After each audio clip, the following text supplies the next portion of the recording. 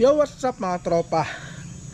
Ayun muling nagbabalik tayo sa ating pagbablog. At ito na naman si Raptor na pula natin mga tropa, no? Dahil may mga tropa tayo na nagtatanong sa atin dahil may issue daw ang mga Honda Supremo.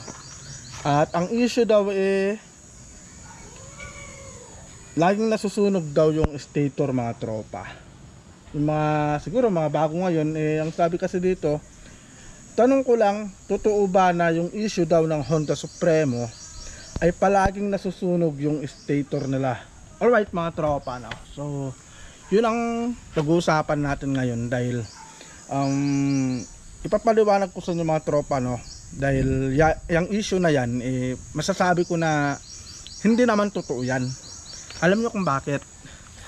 Dahil itong Honda Supremo ko mga tropa, magto 2 years na siya itong June 29, June 28 yata o June 29 this year magto 2 years na siya mga tropa. So ang Honda Supremo natin, itong si Raptor, wala namang nangyayari na ganyan na nasusunog yung stator niya. Mayroon yung nagsasabi sa akin na nahirap daw i-kick yung Honda Supremo, na katulad siya ng mga TMX 155. So masasabi ko mga tropa, hindi yan totoo.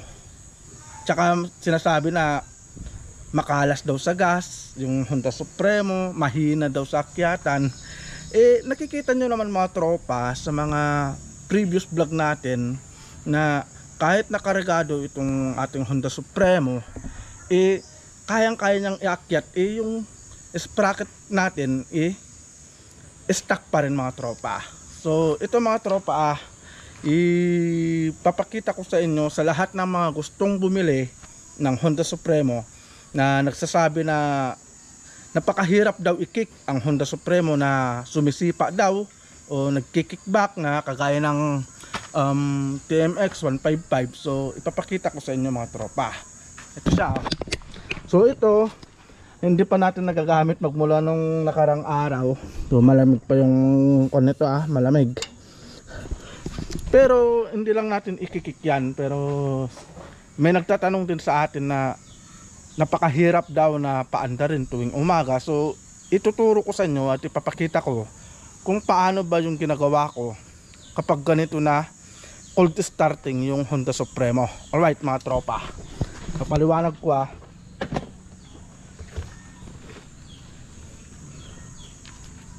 kasi ang dami ko nang nababasa na issue. Ang tagal ko kasing hindi nakapag-upload sa YouTube channel ko about dito sa mga Honda Supremo.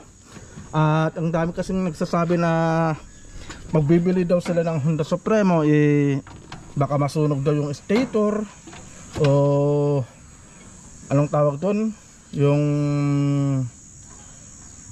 makalas daw sa gas, ganyan. So para sa akin mga tropa, 2 years na itong Honda Supremo ko, wala namang ganyang issue na nangyayari.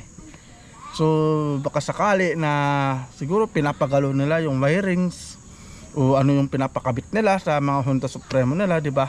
Kaya nasusunog yung stator nila, o kaya nagpapalit sila ng mga kung ano-ano, CDI, ganyan, di ba? Alam niyo naman yung mga tao ngayon minsan mahilig sa mga racing, di ba? Kaya para sa akin mga tropa, wala pong kanyang issue ang Honda Supremo na nasusunog ang stator. Maliban na lang kung ipapagalaw mo yung wirings ng Honda Supremo mo. At sa mga bibili pala ng Honda Supremo, nagtatanong kayo sa akin kung katulad ba ng TMX 155 yung Honda Supremo natin.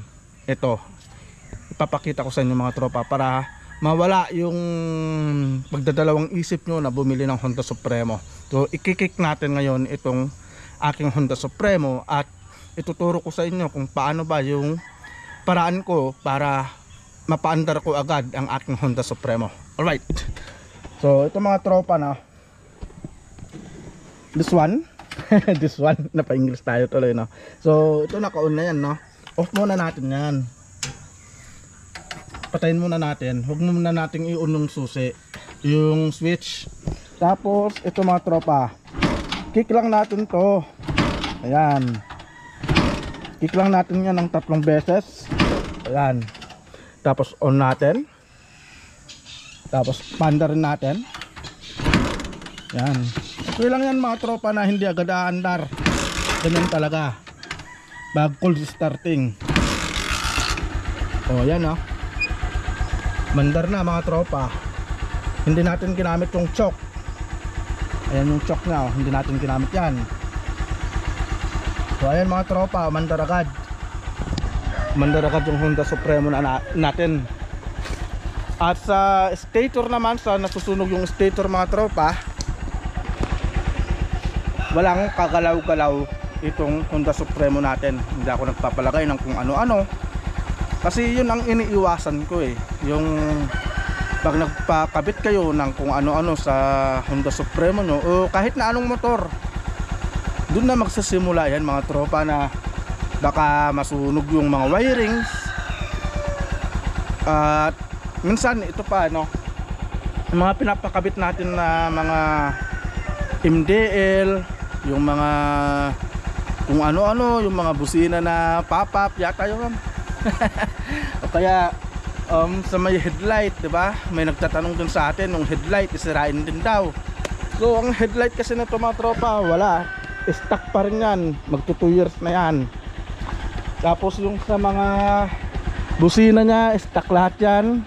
Wirings, walang galaw. Kaya na-prevent ko mga tropa yung pagkakasunog ng stator. So sa mga bibili po ng Honda Supremo, huwag nyo na pong ipagalaw yung mga wirings nya. Kung okay naman, ganyan na yan. Kasi pag pinapagalaw mo ng pinapagalaw yung wirings ng Honda Supremo mo, may posibilidad na masunog talaga yung stator ng motor mo. O di kaya naman magpapalit ka ng CDI na hindi naman compatible sa Honda Supremo mo, talagang masisira ang stator coil mo mga tropa. Sa akin kasi talagang never kong pinagalaw itong Honda Supremo ko. Stock lahat yan mga tropa, walang kagalaw-galaw yan. Kaya masasabi ko, huwag nyo nang ipagalaw, ingatan nyo yung Honda Supremo nyo para walang ganyang issue. Kasi sa akin 2 years 2 years na itong June. Wala man lang kasira-sira. Ang nasisira lang dyan yung mga talagang pinapalitan, kagaya ng gulong, kasi napupudpud yan. Yung sprocket, yan lang yung pinalitan ko. Tapos nagpagawa tayo ng shock. Gawa nga nung siyempre mabigat lagi yung karga ng Honda Supremo ko. Yung pinalitan lang naman natin dyan is yung oil seal. Yun lang naman mga tropa. Diba? Kaya yung nagsasabi ng may issue daw yung Honda Supremo, masasabi ko, nasa sa kanila na rin yan, kasi baka pinapagalo nila yung kanilang mga motor. So sa mga bibili ng Honda Supremo, wala pong kanyang issue. At sa mga issue na yan, kailangan natin i-shout out yung mga tropa natin. Alright. So shout out nga pala kay Sir Blien Samoja, kay Miracle Joanna Claudio, kay Sir Edwin Tick, Jumar Serrano from Mindoro. Yun, shout out sa mga tropa natin from Mindoro. Shout out din kay Amin Naga, kay Bike and Fish, kay Idol Pararuan, kay Idol Arnolfo Bisagas. Arnolfo Bisagas, kay Idol Ricardo Barbon from Bacolod, Negros Occidental. Ayun, shout out sa mga taga Negros Occidental dyan, na mga tropa natin. Kay Idol Tomtom's Vlog, kay Idol Supremo 11. Ayun no, malamang Supremong motor nito mga tropa. Tapos kay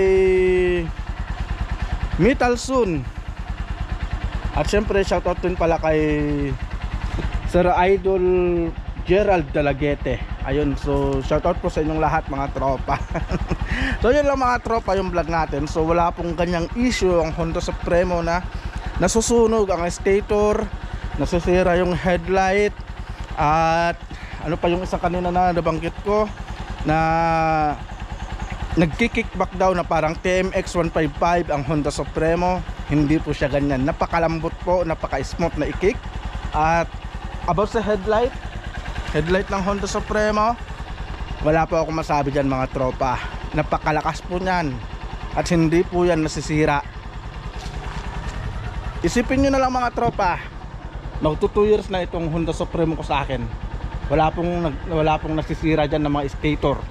Hindi naman po nagki-kickback ang kanyang kickstarter, hindi rin po nasisira ang kanyang ilaw. So ibig sabihin, nasa sa inyo pong nag-aalaga yan kung paano nyo po alagaan ang inyong mga motor. Kung pinapagalaw nyo ng pinapagalaw, talaga masisira po yan. So yun lang yung vlog natin mga tropa. So ingat po tayong lahat and God bless po. So see you po sa next vlog natin mga tropa.